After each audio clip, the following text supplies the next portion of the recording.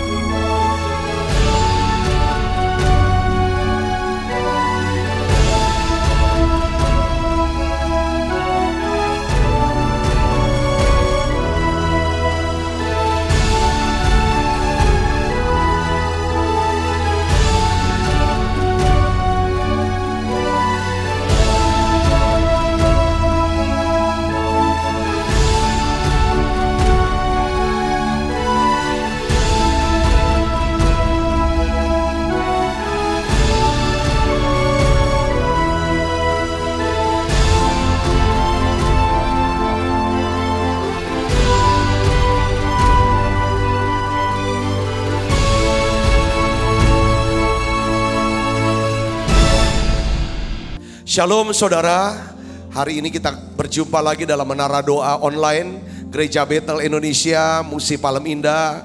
Dan kita bersama-sama dengan saudara-saudara kita, para hamba-hamba Tuhan dari Amerika yang melayani di Amerika dan Kanada, saudaraku, yang tergabung dalam United Prayer Tower tiap hari juga mereka. Dan kita akan sekarang bergabung, ya saya percaya kekuatan doa lebih dahsyat lagi. Saudara, pada sesi ini, saat ini, saya percaya ada lawatan yang khusus yang Tuhan mau kerjakan tengah-tengah kita. Saya percaya saudara yang sakit, yang saudara menyiapkan diri untuk dilawat Tuhan, untuk disembuhkan, saat inilah, malam inilah saudara akan dilawat oleh Tuhan. Tuhan akan sembuhkan saudara. Mujizat itu masih ada. Kami percaya terobosan-terobosan. Ini malam di mana Allah, perkenan Allah turun buat siap kita. Saya ingin ajak ibu bapak saudara yang kasih dalam Kristus, mari siapkan hatinya, siapkan pikirannya. Mari datang pada Yesus, berikan hati yang punya rasa syukur pada Dia. Oh ya lah, makasih ya lah, terima kasih. Oh ya lah, makasih ya lah,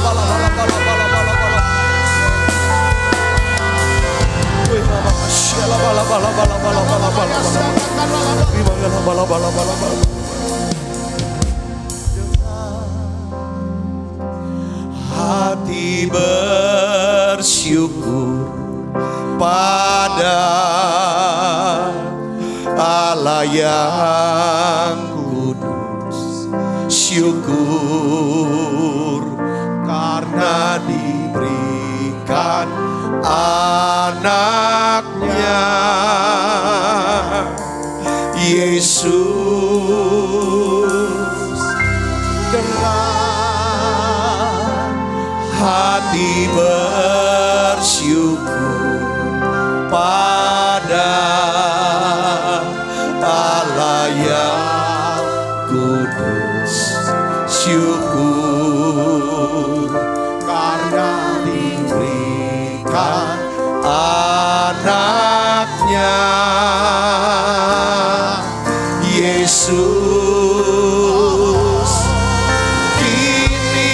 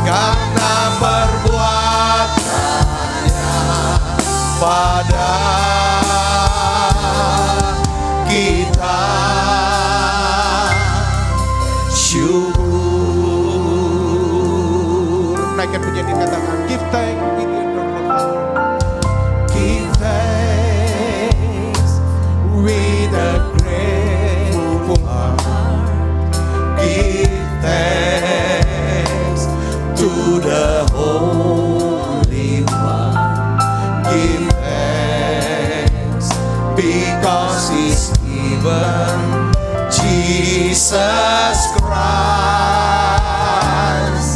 His Son. Sekali lagi katakan give thanks. Give thanks with a grateful heart. Give thanks to the Holy One. Give thanks because He's given Jesus Christ, His Son. Mari buka suaranya saudara menyanyikan lagu ini. Ya Yesus. Let the weak say I am strong.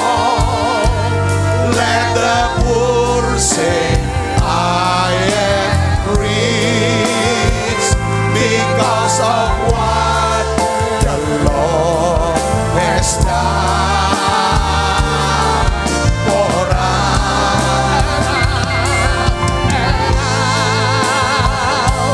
Let the weak say I am strong. Let the poor say I am rich because of what the Lord has done for us.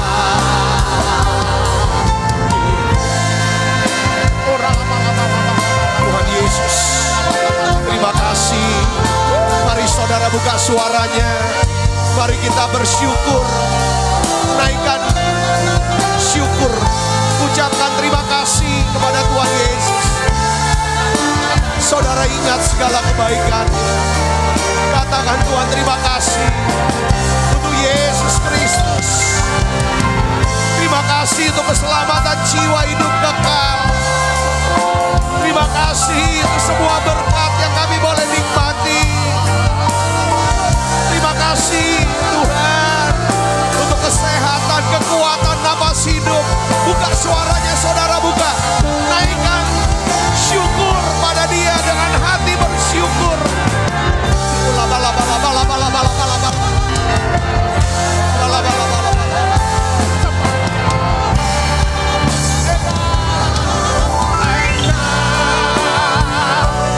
Let the weak say I am strong.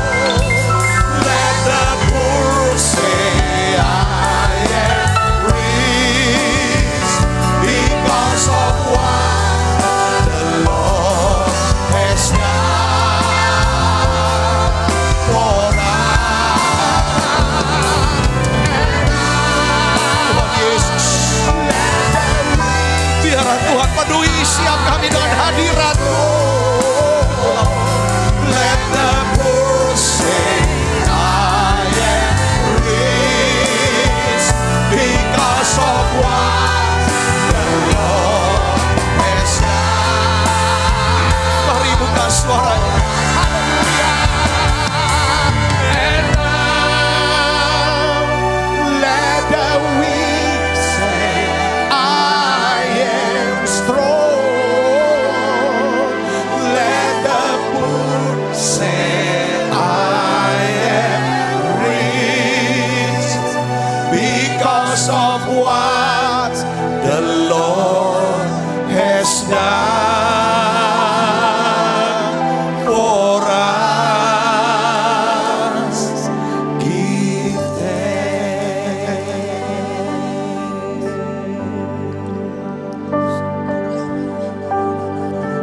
Kami bersyukur. Terima kasih Tuhan Yesus untuk hadirat-Mu. Hadirat yang sedang membawa kesembuhan untuk siap sakit penyakit anak-anak-Mu.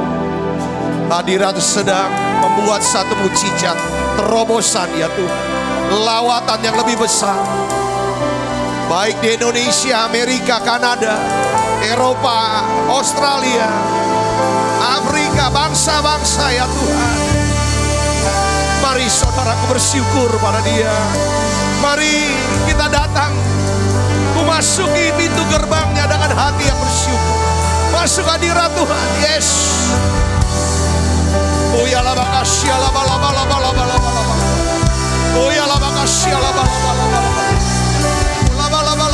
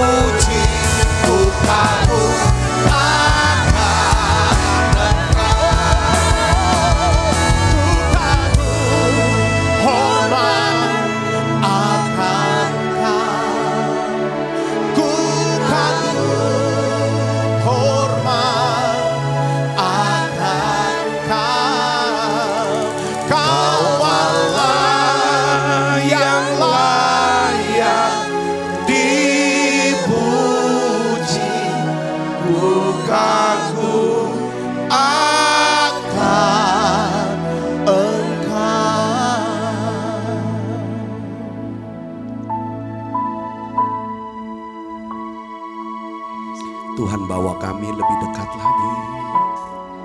Khususnya setiap hamba-hambamu ya Tuhan. Khusus setiap anak-anakmu ini ya Bapa. Bawa kami lebih dekat lagi. Kami ingin bisa lihat Tuhan. Kami bisa ngerti kehendak-Mu.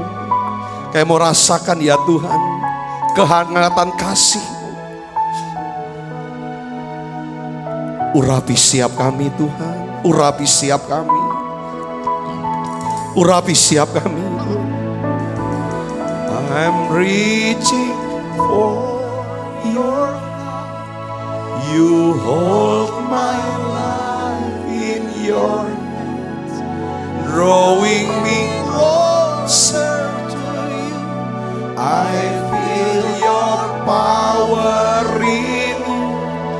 Nothing compares to this place where I can see you face to face. I worship you in spirit and in truth. I'm reaching for your heart. You hold my life in your hands, drawing me closer to you. I feel your power in you. Nothing compares to this place where I can see you face to face. I worship you in spirit and in truth.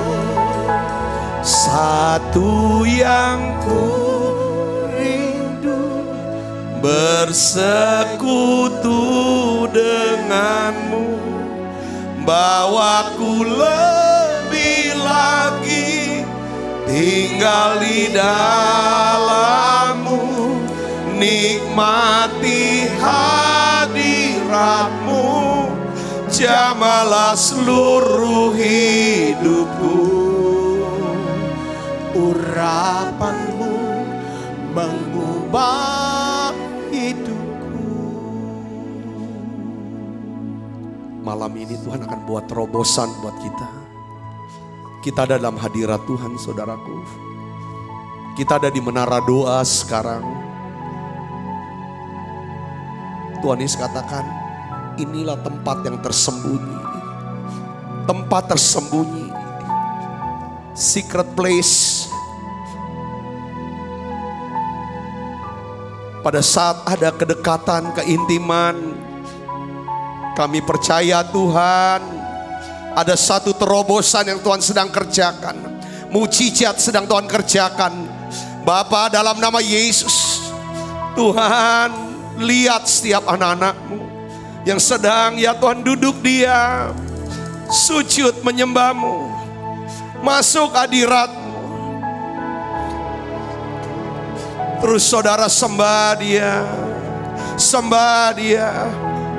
Tuhan katakan jangan takut, percaya saja. Sembah Yesus, sembah dia. Sembah dia, tahu keadaan kita. Dia tahu kebutuhan kita. Sekarang saudara katakan pada Tuhan, Bapa, dalam nama Yesus, ingat aku ya Tuhan. Ingat keluargaku ya Bapa. Tuhan, kami sujud di kaki-Mu. Terus saudara sembah dia. Sembah dia.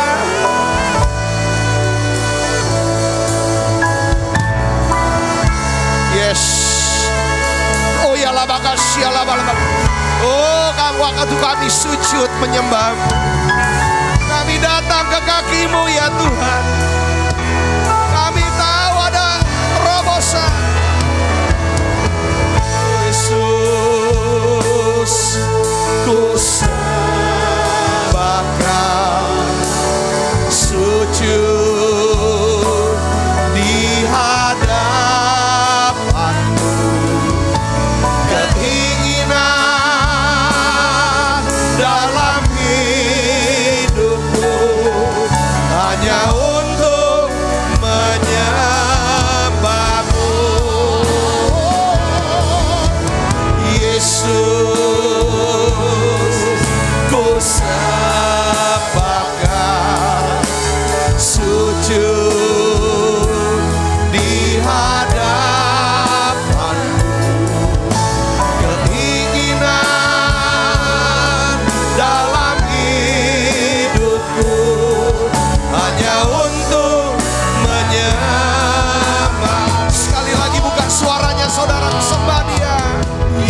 Yesus, ku sembahkan,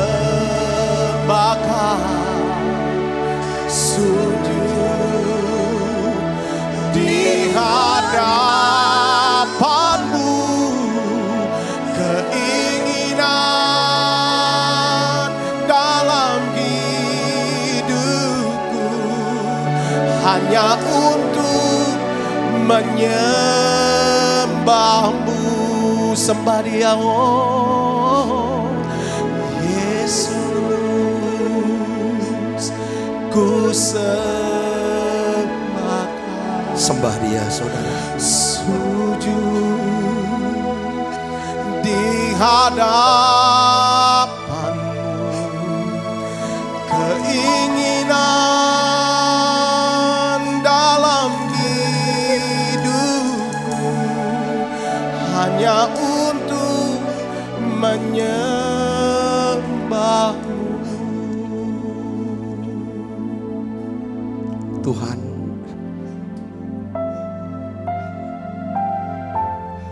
aku sepakat dengan anak-anak-Mu, Tuhan.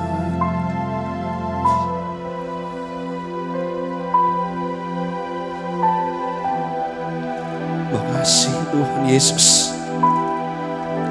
Makasih untuk lawatan yang luar biasa dari tempat ini, saudaraku. Saya merasakan hadirat Allah begitu kuat.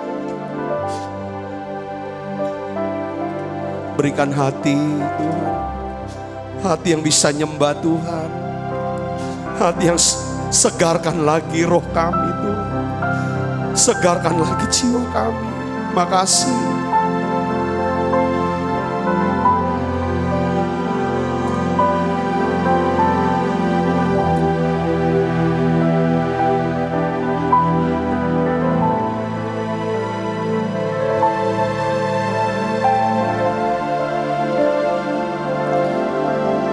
Ya saudara, terus sembah. Kita ada di menara doa dalam hadirat-Mu.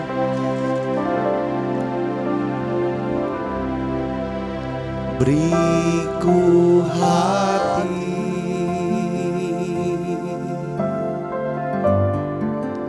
untuk menyembah-Mu.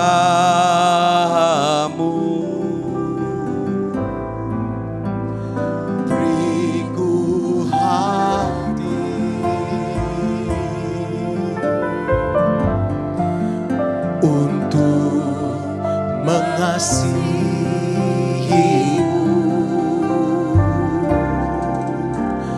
beriku hati memuji-Mu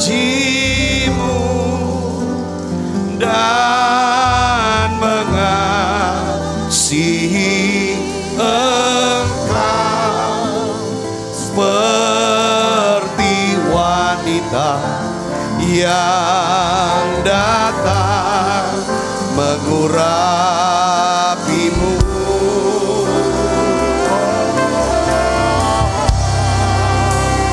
Beriku hati memuji-Mu dan mengasihi Engkau seperti wanita yang datang mengurapi-Mu.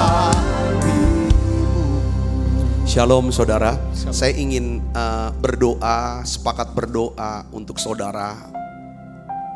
Kita minta, saya dapetin mukjizat pelipat gandaan. Pelipat gandaan, sehingga saudara bisa melunasi semua kewajiban saudara. Yang berikutnya adalah, Tuhan bilang, aku akan bebaskan dari perbudakan. Ini di 2 Korintus pasal 4. Ketika seorang janda seorang nabi, ya saudara, dia suaminya meninggalkan hutang, dia tidak bisa bayar. Lalu anaknya akan dijadikan budak. Saudaraku, jadi di sini masalahnya adalah hutang dan perbudakan. Saudara, seringkali kita diikat sehingga membuat kita terintimidasi. Jadi begitu takut, kayak diperbudak, ada ikatan yang buat kita stres, susah saudaraku. Nah hari ini Tuhan katakan, Tuhan udah bilang, masuk ke dalam rumah, tutup pintu. Ya, lalu dekatkan bejana itu, tuang dari apa yang ada. Sering Tuhan bilang, kalau kamu mau berdoa, masuk ke kamar, tutup pintu. Berdoa di tempat yang tersembunyi. Saudaraku, ketika Elisa berdoa untuk anak perempuan Sunem yang sudah mati, Alkitab katakan Elisa tutup pintu. Lalu dia berdoa. Apa arti ini? Tutup pintu bicara tentang apa saudara? Secret place. Tempat yang tersembunyi. Saya rasakan benar-benar kuat hari ini hadirat Allah. Seperti yang Tuhan lakukan kepada janda seorang nabi. Mujizat pelipat gandaan. Kedua, mujizat kuasa kebangkitan mau dibangkitkan lagi. Bagian-bagian hidup kita mungkin tanda kutip sudah mati. Semangat, pengharapan sudah mati. Iman sudah mati. Mungkin bisnis-bisnis atau hubungan-hubungan pernikahan sudah tidak ada rasa, sudah mati. Tapi hari ini Tuhan katakan, berdoa, kita ada di balik pintu yang tertutup. Kita ada di secret place. Mazmur 91 bicara secret place, tempat perlindungan, tempat pertolongan. Mari saudaraku tutup mata kita. Bapakku berdoa dalam nama Yesus. Saat ini ya Tuhan, saat ini ya Bapak, kami ada ya Tuhan di tempat yang tersembunyi itu, di hadirat-Mu ya Tuhan, di mana ya Tuhan binatang buas tidak mengetahui jalan ke tempat ini. Dan hari ini kami berseru kepadamu ya Bapak, dalam nama Yesus. Tuhan, lihat anak-anak-Mu yang membutuhkan mujizat pelipat gandaan, supaya mereka dapat ya Tuhan melunasi semua hutang-hutang dan kewajiban mereka. Dalam nama Yesus, dari apa yang ada, dari minyak yang sedikit itu, dari apa yang mereka bisa lakukan, Bapak kami serahkan itu kepadamu. Dalam nama Yesus, pakai ya Tuhan untuk satu terobosan. Dalam nama Yesus. Yes, terima saudara mujizat terobosan. Aku berdoa ya Bapa dalam nama Yesus, kuasa kebangkitan Kristus akan membangkitkan bagian-bagian hidupmu yang sudah mati. Sekarang terima dalam nama Yesus. Dalam nama Yesus, bangkit dan jadi terang. Oh ya la bakasya la bala bala bala bala bala bala bala bala. Oh ya la bala bala bala bala bala. Oh ya la bakasya la bala bala. Oh ya la bala bala bala. Oh ya la bala bala bala bala bala bala. Beriman yang besar ya Tuhan, iman yang radikal, pikiran ya Tuhan yang percaya ya Tuhan, pengharapan yang besar di pikiran kami. Dalam nama Yesus. Aku berdoa untuk anak-anak yang bergumul dengan COVID-19 ini Tuhan. Aku percaya ya Tuhan, kesembuhan Tuhan berikan buat mereka. Saudara terima kesembuhan dalam nama Yesus. Sekali lagi saya mau katakan setiap hari, penyakit ini tidak akan membawa kematian, tapi untuk menyatakan kemuliaan Allah. Tuhan luputkan, Tuhan akan bentengi saudara, Tuhan akan sertai, Tuhan akan sertai keluargamu, disertai Tuhan. Walaupun kau tidak bisa melihat dia di ruang ICU, tetapi ada Allah, ada Roh Kudus, ada Tuhan Yesus, ada malaikatnya yang berjaga-jaga. Di dalam nama Yesus, sembuh dalam nama Yesus. Tuhan, aku berdoa untuk anak-anakmu yang sedang bergumul dengan kanker ya Tuhan, sembuhkan mereka ya Tuhan. Kami percaya, kami bersyukur untuk setiap anak-anakmu yang Tuhan sudah sembuhkan COVID-19, kanker ya Tuhan, kesaksian-saksian yang luar biasa. Aku berdoa ya Bapa, terima kasih Tuhan, terima kasih. Terima kasih Tuhan, berikan hati yang mau makin dekat dengan Tuhan. Pakai kami Tuhan untuk melihat banyak orang bisa diselamatkan, banyak orang bisa percaya pada Yesus. Terima kasih Tuhan, terima kasih. Kami berdoa untuk seluruh keluarga kami, biarlah mereka semuanya diselamatkan. Ingat kami Tuhan, ingat keluarga kami ya Bapa, Ingat kalau Engkau datang sebagai Raja. Ingat mereka ya Bapa. Selamatkan mereka ya Tuhan. Terima kasih Tuhan, terima kasih. Terus Tuhan berikan hati buat kami untuk bisa menyembah-Mu. Beriku hati. Mari kita nyanyi lagu ini sekali lagi saudaraku. Untuk menyembah-Mu. Beriku hati untuk mengasihi-Mu. Beriku hati memuji-Mu dan mengasihi Engkau seperti wanita yang datang mengurapi-Mu. Aku percaya Tuhan, semua yang sakit Tuhan sudah sembuhkan, yang lemah Tuhan sudah kuatkan. Dan kami percaya mujizat pelipat gandaan itu, terobosan itu sedang terjadi dalam hidup kami. Engkau akan sudah memberikan golden connection buat kami. Orang-orang yang akan ya Tuhan menghubungkan kami dengan janji Tuhan. Terima kasih banyak Bapa. Urapi hamba-Mu untuk dapat menyampaikan pesan firman-Mu dalam bahasa yang sederhana dan mudah dimengerti ya Tuhan. Berikan roh hikmat, wahyu, pengertian, akal budi daripada sorgawi. Beri kami kekuatan, kemampuan untuk dapat melakukan kebenaran firman-Mu ini. Di dalam nama Yesus, semua kita yang siap menerima firman, hati gembira, sama-sama katakan amin. Silakan duduk kembali Ibu Bapak. Shalom saudara, puji Tuhan kami rasakan hadirat Tuhan begitu kuat. Saudaraku dengan penyembahan tadi. Nah hari ini saya ingin bagikan judul khotbahnya sederhana. Diamlah dan tenanglah. Diamlah dan tenanglah. Yuk coba katakan sama dengan saya. 1, 2, 3. Diamlah dan tenanglah. Dasar firmannya adalah Mazmur 46 ayat 10 saudaraku. Saya ingin ajak kita bahas. Saya ingin membahas, mengajak saudara untuk melihat daripada kebenaran firman ini saudaraku. Ini penting hari-hari ini saudaraku.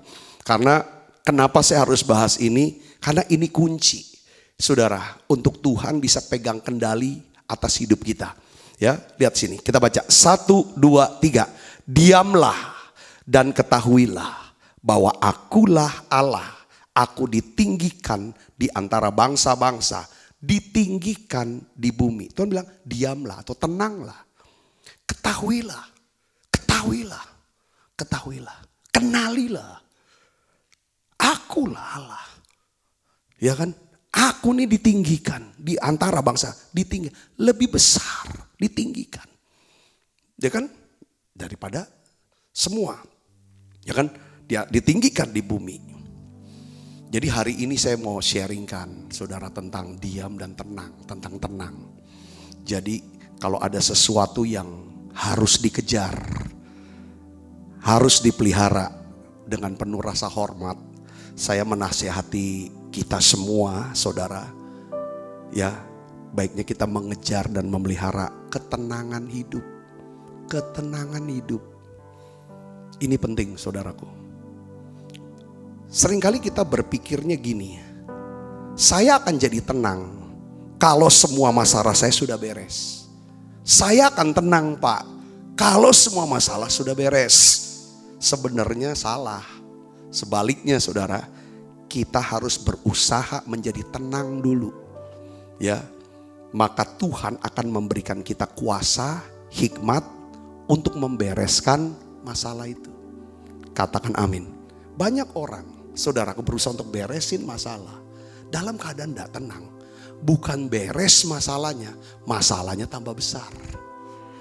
Hari ini saudara, maksud saya gini, bukan saya bermaksud kita harus abaikan aja, kita hindari masalah, lalu kita tenang-tenang aja. Saya nggak bicara kita tenang-tenang aja. Saya sedang mau bahas tentang Alkitab bilang, diamlah, tenanglah, ketahuilah Tuhan. Kalau kita tenang, kita bisa kenal Tuhan kita siapa. Kalau kita gelisah, khawatir, gelagapan, panik, kita nggak kenal Tuhan. Kita bisa nggak kenali kehendak Tuhan, rencana Tuhan. Nah, saya akan beritahu, saya akan jelaskan sedikit saudara, pelan-pelan, karakteristik orang yang tenang tuh cak mano. Wong Palembang bilang. Pertama, orang yang tenang adalah orang yang punya kekuatan di batinnya, rohnya. Sebab orang ini mempercayakan hidupnya pada Tuhan. Lihat saudara, di dalam Yesaya 30:15, sepotong saya ambil ayatnya. Dalam tinggal tenang dan percaya terletak kekuatanmu. Kita bisa kuat kalau kita tinggal tenang. Kalau kita percaya sama Tuhan. Nah ini saudaraku. Jadi orang yang tenang yang kedua adalah orang yang suka menantikan Tuhan. Karena ia percaya, ya kan? Dari Tuhan sajalah datangnya keselamatan. Nah, beberapa hari yang lalu kita bahas, ya kan, di dalam Mazmur 62 ayat 2 dikatakan begini, hanya dekat Allah saja aku tenang, daripadanya lah keselamatanku. Saya mau jelaskan begini saudaraku.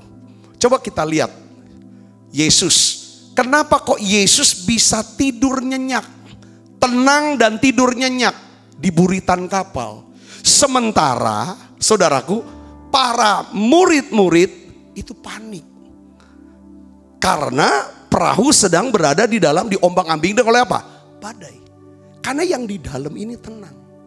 Kenapa Yesus tenang? Mereka bilang, Yesus, apa kamu gak peduli? Kita ini akan binasa loh. Karena Tuhan Yesus tuh tahu. Bapak, dia ini matinya bukan kejebur di Danau Tiberias.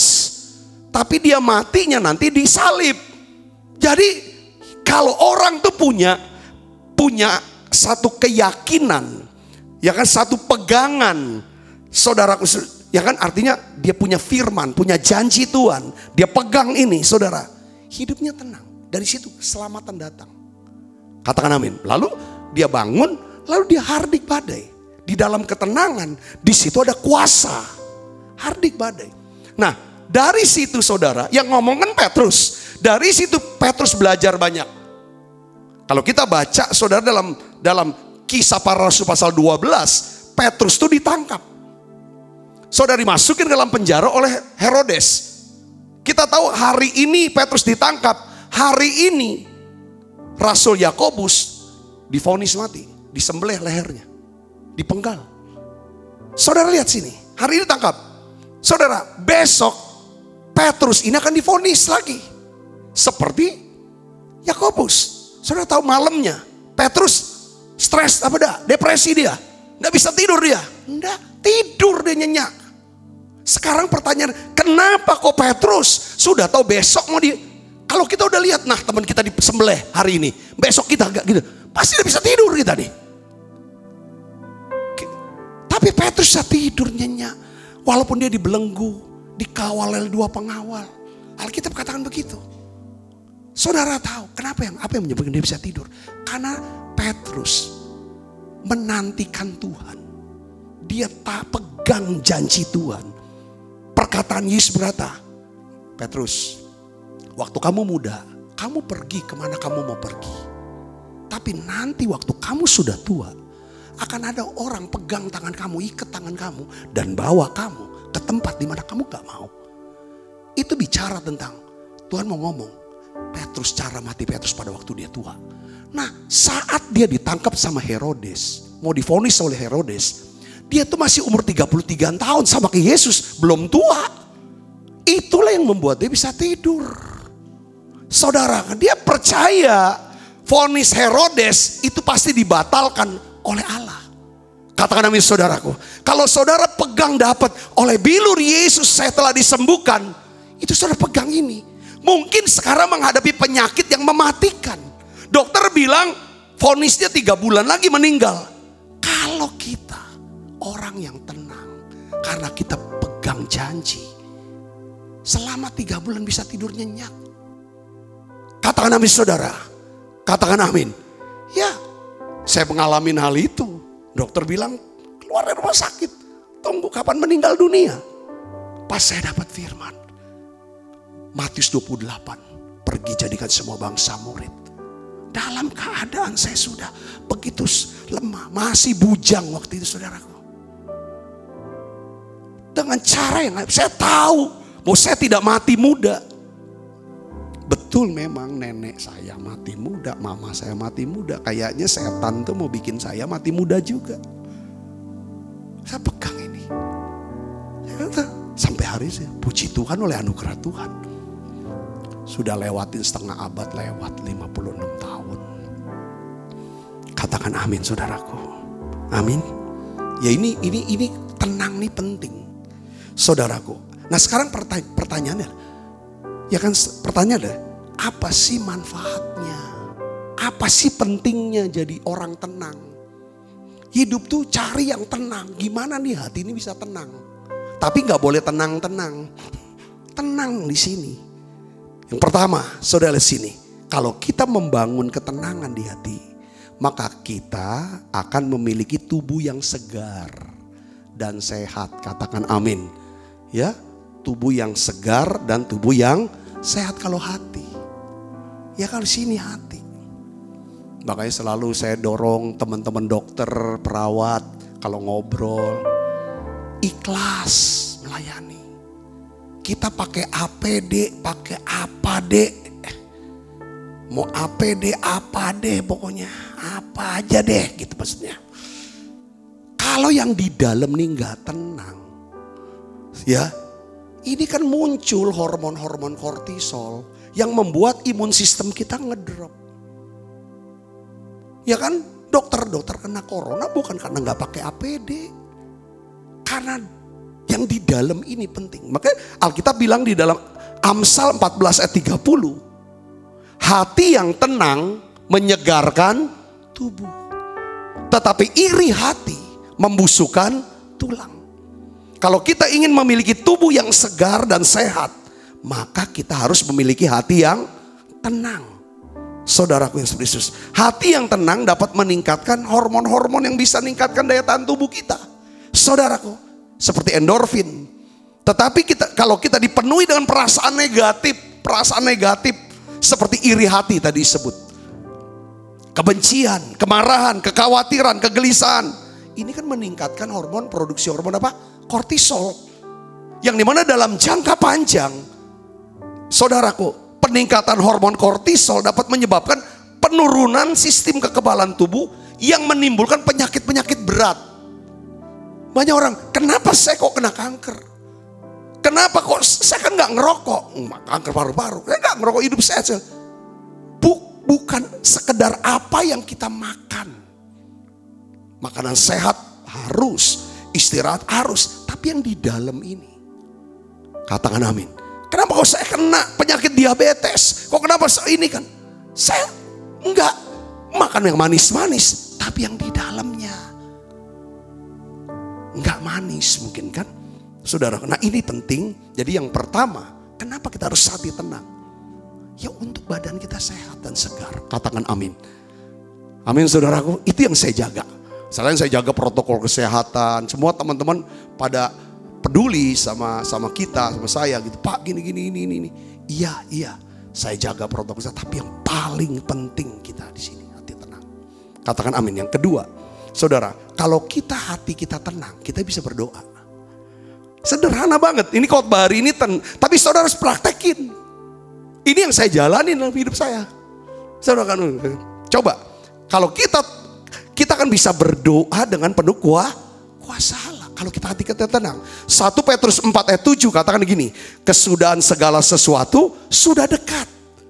Karena itu kuasailah dirimu dan jadilah tenang. Kuasailah dirimu dan jadilah tenang. Supaya kamu dapat berdoa. Bukan cuma sekedar berdoa. Kan doa kan harus senantiasa. Saudaraku, nah ini perlu ketenangan. Jadi ketenangan adalah syarat utama untuk berdoa.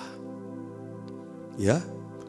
Makanya kan kenapa sebelum kita mau naikkan doa-doa kita Ibu Bapak, kita harus nyanyi dulu. Hatiku tenang berada dekatmu, Kaulah jawaban hidupku. Hatiku tenang berada dekatmu. Kau yang pelihara hidupku.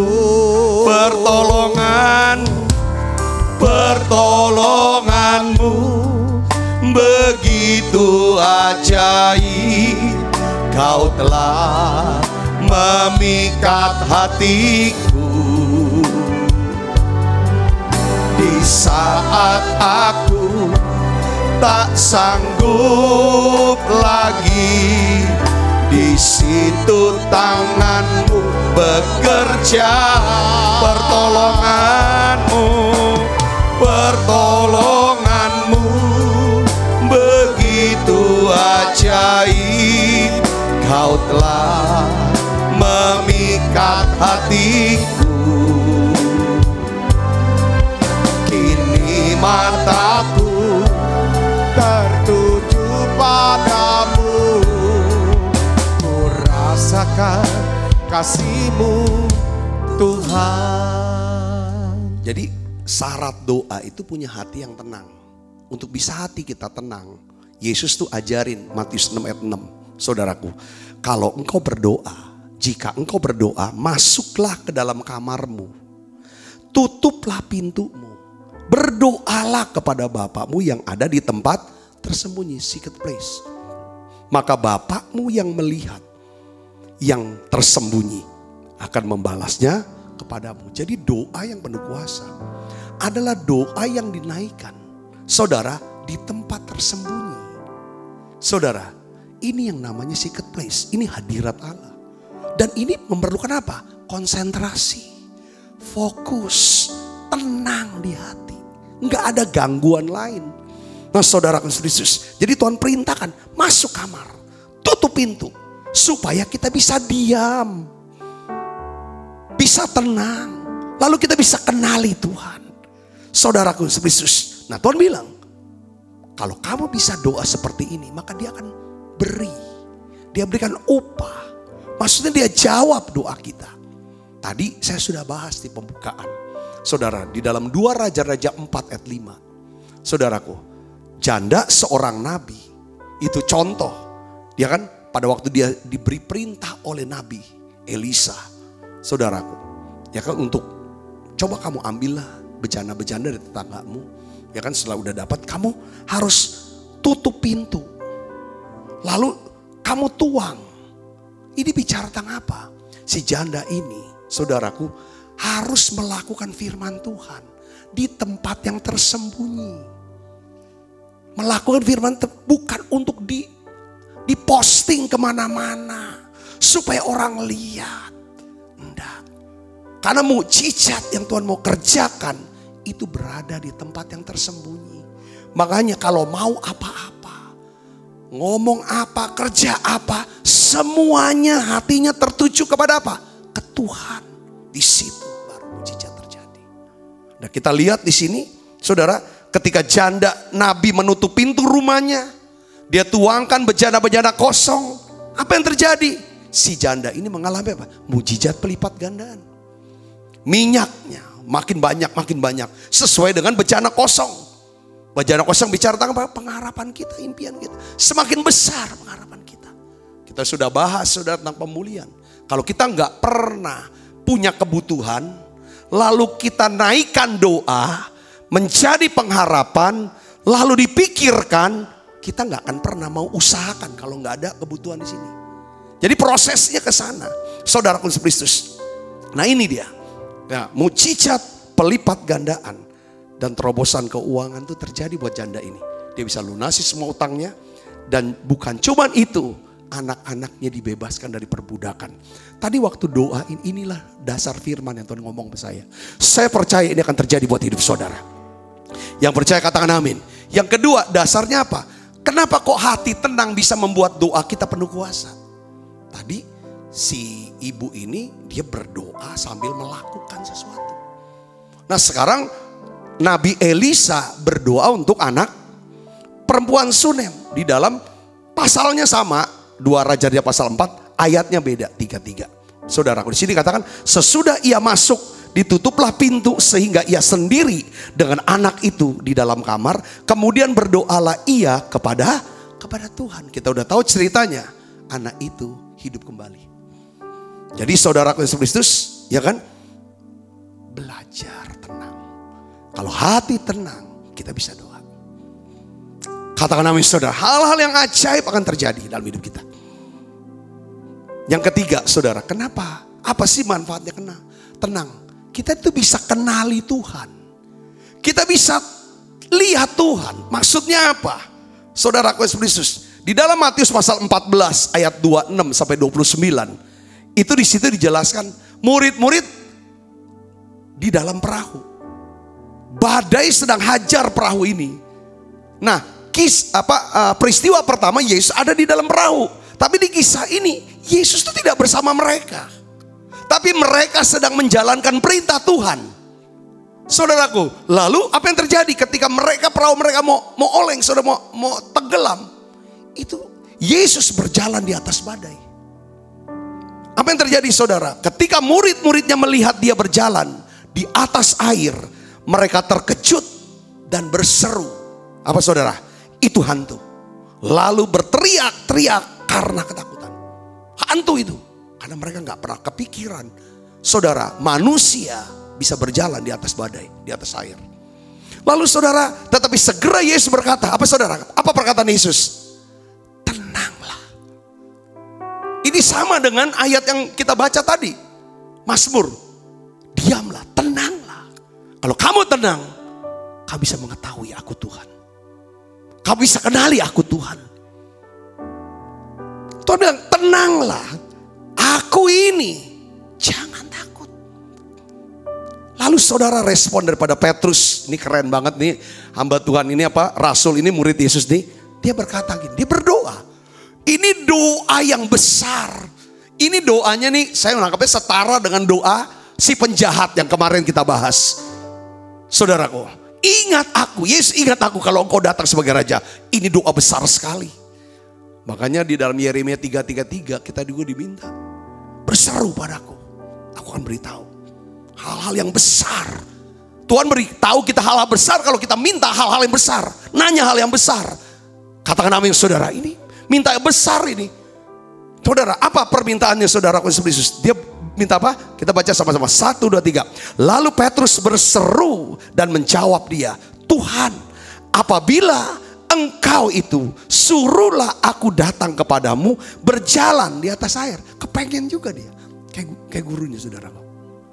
Memang tuh ini, kita boleh lihat nih sifat Petrus ini boleh kita contoh saudara. Dia lihat Yesus bisa tidur. Dia juga kepengen kalau dalam badai tidur bener dia. Di penjara, betul gak saudara? Waktu dia tidur, Tuhan kirim malaikat. Saudara, waktu Adam tidur, Tuhan kirim Hawa. Ketika Abraham tidur, Tuhan kasih janji. Saudara ini, waktu orang yang dicintai tidur, dikasih berkat sama Tuhan. Katakan amin saudara. Ini Petrus. Orang tuh bisa tidur kalau hatinya tenang. Saya sering ngomong. Kadang tuh waktu saya khotbah, jemaat ada yang tidur saudara. Ada yang tidur kadang-kadang. Berapa tidur? Kalau ibadah yang pagi gitu, tidur. Wah, saya tuh gak marah. Malah ada perasaan, puji Tuhan saya sudah jadi berkat. Dia bisa tidur, pasti di rumah gak bisa tidur. Kenapa dia bisa tidur di gereja? Pasti khotbah saya memberikan ketenangan di hati dia, maka dia bisa tidur saudara. Ya tapi bukan berarti ibadah harus tidur. Ya gak boleh ya tidur. Ibadah kok tidur. Tidurnya di rumah. Tapi dia merasa ketenangan. Ada tenang. Saudaraku, ya kadang-kadang kita yang gak bisa. Kita harus tahu. Saya juga waktu jadi jemaat pernah tidur di gereja saudara. Karena di gereja itu tempat yang paling tenang saudara rasanya. Iya benar, jujur dulu kadang-kadang. Kalau udah ke gereja enak nih. Bisa tidur. Set. Masih pacaran ya, pacar saya yang jadi istri kayak, lu tidur mulu lu kalau boleh tidur kayak. Jadi pas jadi pendeta mau negor jemaat yang tidur, aku dulu juga sering tidur. Ya gak bisa saudaraku, gak bisa. Kita gak bisa kayak gitu. Karena kita pernah ngalamin juga bahwa tidur itu adalah Heavenly gift. Ya karunia sorgawi lah itu. Saudaraku. Nah di sini. Waktu Petrus berdoa minta supaya dia bisa berjalan. Apa jawaban Yesus? Tuhan enggak, tolak loh. Kadang kita bilang, kalau aku minta yang gede-gede, sampainya sombong bener aku. Enggak. Kekecilan, ini terlalu kecil buat Tuhan. Enggak ada yang terlalu kecil, enggak ada yang terlalu gede. Tuhan tuh seneng minta, katakan amin saudara. Asal kita minta aja, katakan amin, dia pasti jawab. Kita celak dia, kita hujat dia. Orang penjahat tuh celak, hujat, dia diam.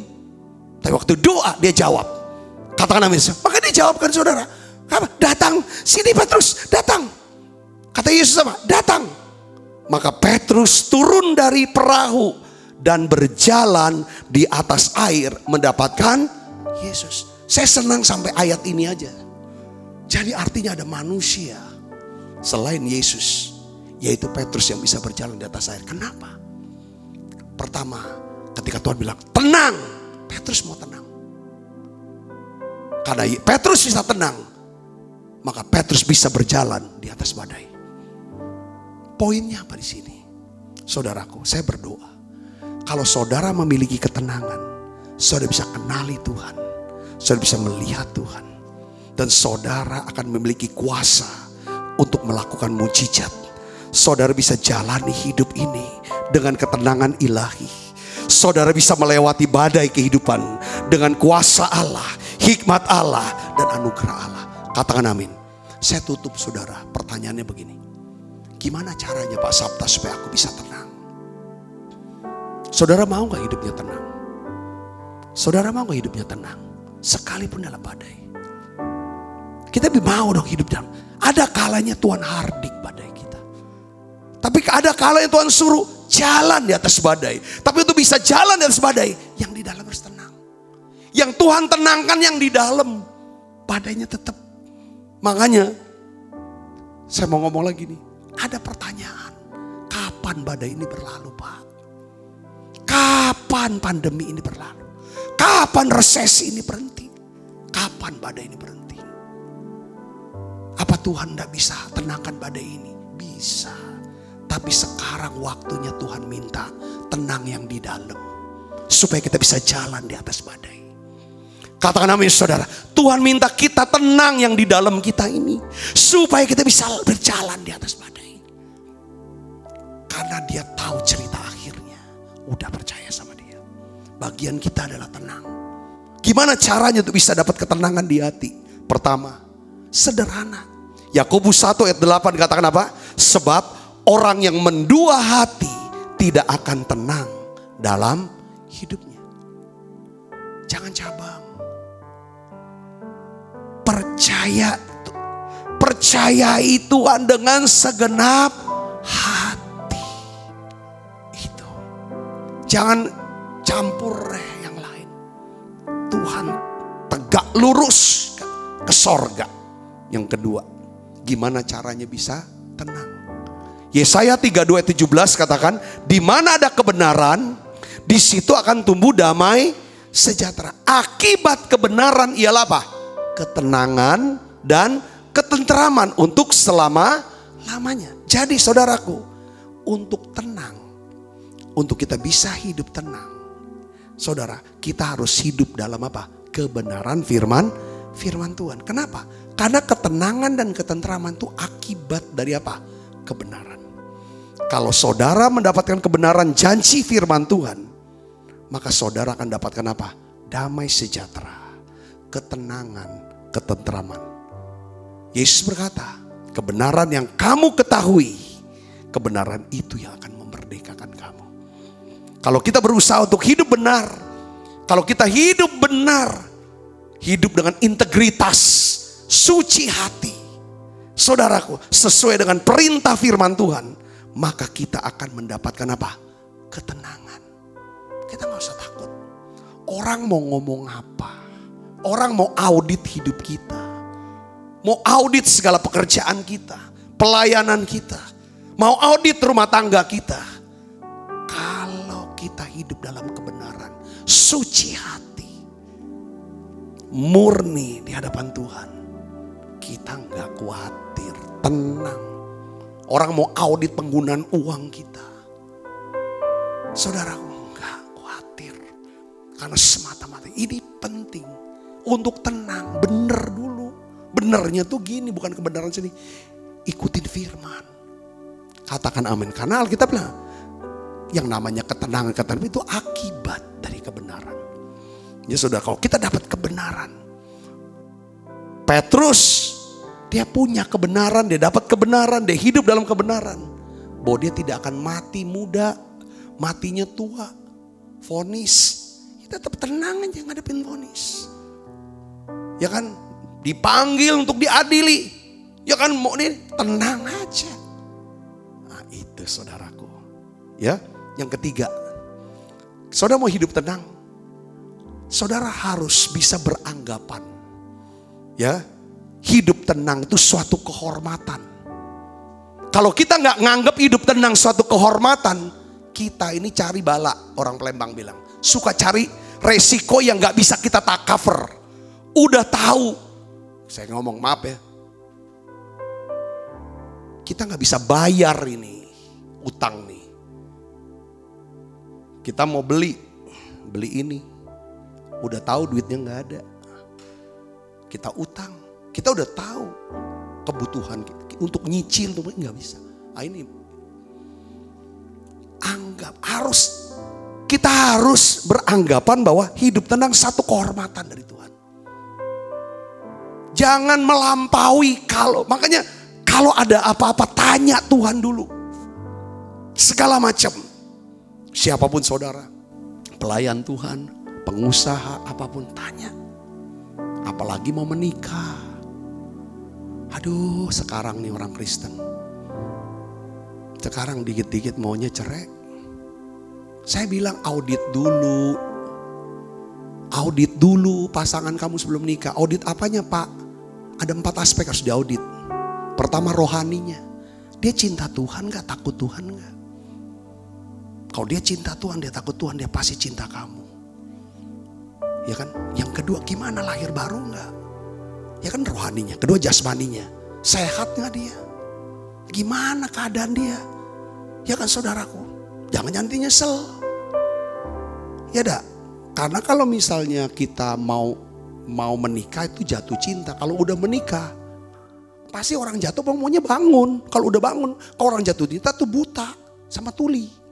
Nggak bisa lihat, nggak bisa denger. Makanya kalau orang lagi jatuh cinta, kita nggak bisa tunjukin tuh pasangan kamu tuh gini. Dilawan kita. Musuhan kita, orang tua. Anak-anak ngelawan orang tuanya. Dia kan matanya buta ditunjukin, diomongin juga gak mau denger. Tapi setelah menikah baru terbuka semua matanya. Telinganya terbuka, oh gitu ya. Iya dibilangin kamu gak mau denger. Harus diaudit juga hubungannya. Dia komunitasnya sama siapa aja. Saudaraku, yang keempat diaudit keuangannya. Coba cek penghasilannya, pekerjaannya tetap gak? Utangnya ada enggak? Jangan sampai kita bujang. Atau kita masih gadis, single. Bebas masalah, gak ada masalah keuangan. Pas kawin nanggung utang dia. Ya cinta sih cinta, tapi kalau misalnya berat itu. Nah hal-hal yang seperti ini semuanya harus diinikan. Jadi kita harus menganggap hidup tenang suatu kehormatan. Katakan amin saudaraku. Katakan amin saudara. Di sini kan, dan anggaplah sebagai suatu kehormatan, firman Tuhan katakan, untuk hidup tenang, untuk mengurus persoalan-persoalan sendiri dan bekerja dengan tangan seperti yang telah kami pesankan kepadamu, sehingga kamu hidup dengan orang-orang sebagai orang-orang yang sopan di mata orang lain dan tidak bergantung kepada mereka. Katakan amin. Terakhir saudaraku, ini yang keempat, yang terakhir, biar lengkap. Saya ingin kita semua hidupnya tenang aja saudara. Ya itu bagian kita, biar tenang itu bukan berarti nggak ngapa-ngapain. Saya bilang kalau yang di dalam ini tenang, saudaraku, yang apa yang kita kerjakan Tuhan akan selesaikan sisanya. Katakan amin saudara, itu janji Tuhan kok buat kita. Makanya diamlah, tenanglah, ketahuilah akulah Tuhan. Jadi kalau kita bisa tenang, bisa kuasai diri, lalu kita bisa kenali, ini loh maunya Tuhan, ini loh rencananya Tuhan, ini loh petunjuknya Tuhan. Pasti dari sana datang keselamatan. Katakan sama saudara, keselamatan kita udah bahas, kesembuhan, kemakmuran, kelimpahan, kemenang, segala macam. Yang keempat, saudaraku gini. Yang keempat ini prinsip penting, saudara perhatikan baik-baik. Kalau saudara mau hidup tenang, saudara harus mengerti, kita harus mengerti beban apa yang harus kita tanggalkan.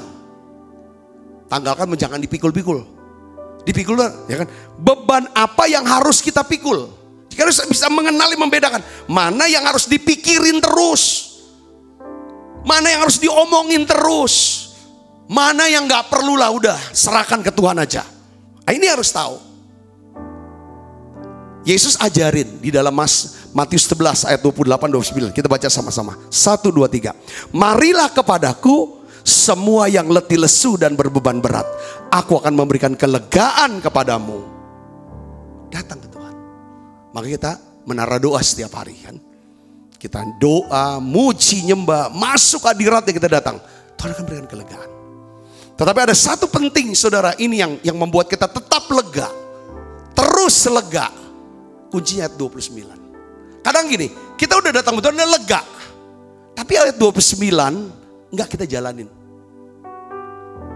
Apa? Pikulah kuk yang kupasang. Saudara, kita harus pikul kuk yang Tuhan pasang. Belajarlah daripadaku, kata Tuhan.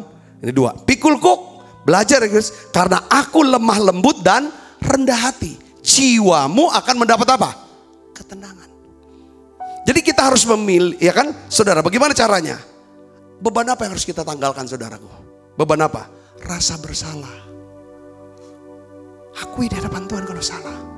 Dan percaya Tuhan sudah ampuni. Rasa terhukum. Kalau kita sudah bertobat, kita tinggalkan. Tuhan gak hukum kita lagi kok. Rasa khawatir. Rasa marah. Jangan marah. Gak tenang kalau marah. Cek saudara tiap hari. Sama si A, si B. Aku marah gak? Ini jangan saudara ada api kemarahan. Ini kortisol naik semua. Khawatir. Semua perasaan negatif tanggalkan semua. Katakan sama saudara sampai tuntas kalau bisa. Nyembah, minta ampun Tuhan, aku marah sama dia. Aku khawatir Tuhan, aku takut. Aku rasa bersalah Tuhan, ampuni. Ngomong sama buka suara, terbuka, ucapkan, bersuara. Sampai saudara dapatkan jamahannya. Ya, Tuhan, aku mau mengasihi dia. Aku gak mau marah dia. Wah, itu tanggalkan beban. Lalu apa? Pikul, beban harus kita pikul. Apa tuh? Tanggung jawab. Tanggung jawab saudara apa? Siapa saudara? Makanya harus kenali identitasnya. Baru tahu tanggung jawabnya. Kalau kita gak tahu siapa diri kita, gak tahu diri. Kita gak tahu apa yang kita mau kerjain. Nah ini yang penting. Tuhan akan berikan pikul. Saudaraku yang kasih Yesus. Panggilan Tuhan, peran hidup kita ini apa? Peran. Di masa-masa sekarang Tuhan tahu. Saya punya panggilan, peran. Tiap hari Tuhan suruh masuk menara doa. Berdoa, doakan jemaat Tuhan. Ya kan, ngajar firman Tuhan. Itu panggilan saya, peran saya sekarang. Itu Tuhan tahu. Ke depan saya tidak tahu apa lagi. Pokoknya lakukan. Ini kuk yang Tuhan bilang. Pikul. Yang terakhir, belajar rendah hati dan lemah lembut. Kalau kita rendah hati, lemah lembut, hidup kita tenang. Maka Yesaya 26 ayat 12 akan datang buat saudara. Ini untuk orang yang tenang. Apa saudara? Kita baca yang keras. 1, 2, 3. Ya Tuhan, Engkau akan menyediakan damai sejahtera bagi kami. Sebab segala sesuatu yang kami kerjakan, Engkaulah yang melakukannya bagi kami. Amin. Tuhan berkati saudara. Saya sudah selesai. Yuk kita akan makan perjamuan kudus. Saudaraku, setiap kali kita menara doa, kita makan perjamuan. Biarlah lewat perjamuan kudus ini, kuasa Tuhan bekerja. Hikmat Tuhan diberikan buat kita, anugerah Tuhan. Mari, hatiku tenang. Tenanglah ini. Tenanglah kini hatiku, Tuhan memimpin langkahku. di setiap saat dan kerja, tetap ku rasakannya. Tuhanlah yang membimbingku, tanganku dipegang teguh, hatiku berserah penuh, tanganku dipegang teguh. Bapak-bapak, para hamba Tuhan yang dan teman-teman di UPT, United Prayer Tower yang ada di North America, Kanada dan Amerika. Saudara kalau mau ikut perjamuan kudus bersama dengan kita silakan, dan semua para jemaat yang ada di Menara Doa, mari kita akan makan perjamuan kudus. Setiap kali kita makan perjamuan kudus, kita selalu ingat kita punya Yesus yang mengasihi kita. Dia mati di salib, darahnya dicurahkan untuk menebus dosa kita. Perjamuan kudus saat ini saudara, Tuhan bilang, aku akan buat satu mujizat pelipat gandaan. Ada satu terobosan keuangan. Engkau akan diberikan kesanggupan untuk melunasi segala kewajibanmu. Engkau akan lepas dari setiap ikatan, perbudakan yang selama ini membuat engkau stres, terintimidasi. Dan Tuhan akan berikan kuasa kebangkitan. Kuasa, dia akan menghidupkan kembali bagian-bagian hidup kita. Mari kita angkat perjamuan ini. Sebab apa yang telah kuteruskan kepadamu telah aku terima dari Tuhan, yaitu buat Tuhan Yesus pada malam waktu ia diserahkan mengambil roti, angkat roti. Saudaraku, bukankah roti yang ada tangan kita, ada persoalan kita dengan tubuh Kristus? Mari kita makan dalam nama Yesus.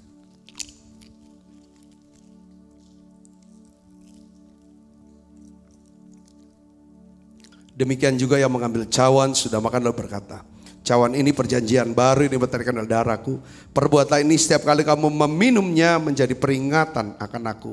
Saudaraku, bukankah cawan perjanjian ini yang atasnya kita ucapkan syukur ada persoalan kita dengan darah Kristus? Mari kita minum dalam nama Yesus. Terima kasih Tuhan. Terima kasih Roh Kudus untuk ketenangan yang kau berikan buat kami. Mari naikkan berdiri bersama-sama katakan terima kasih. Terima kasih Yesusku buat anugerah yang kau beri. Sebab hari ini Tuhan adakan syukur bagimu. Buka kedua tangan kita. Terima kasih Yesusku buat anugerah yang kau beri.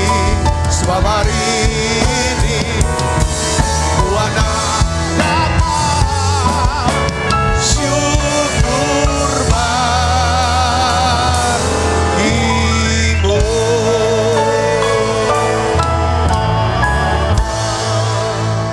Mari buka kedua tangan kita, arahkan hati mana kita ke surga untuk menerima berkat dari Allah.